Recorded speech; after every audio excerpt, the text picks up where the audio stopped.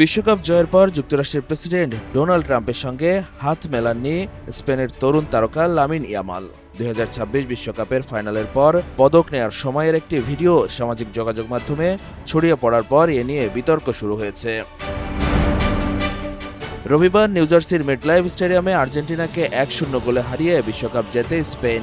অতিরিক্ত সময়ের 120 মিনিটের রুদ্ধশ্বাস লড়াইয়ের পর 106 মিনিটে ফেরান তোরেসের দুর্দান্ত গোলে জয় নিশ্চিত করে স্পেন। ফাইনালে উপস্থিত ছিলেন মার্কিন প্রেসিডেন্ট ডোনাল্ড ট্রাম্প। ম্যাচ শেষে তিনি স্টেডিয়ামেই ছিলেন। বিশ্বকাপ জয়ের পর স্পেনের খেলোয়াড়দের পদক দেওয়ার সময়ও দেখা যায় তাকে। সেই সময়ই আলোচনায় আসেন ইয়ামাল।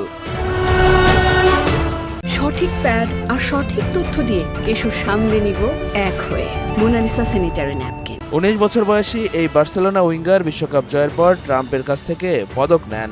তবে ভাইরাল ভিডিওতে দেখা যায় ট্রাম্পের সঙ্গে তার হাত মেলানো হয়নি। যদিও রয়টার্সের ছবিতে দেখা যায় বিশ্বকাপ ফাইনালের পর স্পেনের ফরোয়ার্ড 19 বছর বয়সী লামিন ইয়ামালের সঙ্গে হাত মেলাচ্ছেন যুক্তরাষ্ট্রের প্রেসিডেন্ট ডোনাল্ড ট্রাম্প। এ সময় ফিফা সভাপতি জিয়ান্নি ইনফান্তিনোকেও দেখা যায়। ইনফান্তিনোর পরেই দাঁড়িয়েছিলেন ট্রাম্প ইয়ামালের হাতে বিশ্বকাপের পদক তুলে দেন। ইয়ামালও মাথা নেড়ে কৃতজ্ঞতা জানান। তবে দুজনের মধ্যে করমর্দনও হয়।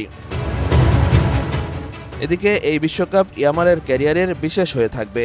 19 বছর বয়সে তিনি বিশ্বকাপ জয়ী দলের অন্যতম তরুণ সদস্য হয়েছেন। অভিষেক বিশ্বকাপেই বিশ্ব চ্যাম্পিয়ন হওয়ার স্বাদ পেয়েছেন বার্সেলোনার এই উইঙ্গার। 2025-26 মৌসুমে বার্সেলোনার হয়ে স্প্যানিশ চ্যাম্পিয়নও হয়েছিলেন ইয়ামাল।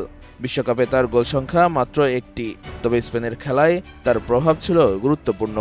ইউরোপ ও বিশ্বকাপ দুই শিরোপা জেতায় এই তরুণ তারকার সামনে ক্যারিয়ারের আরও অনেক সময় পড়ে রয়েছে।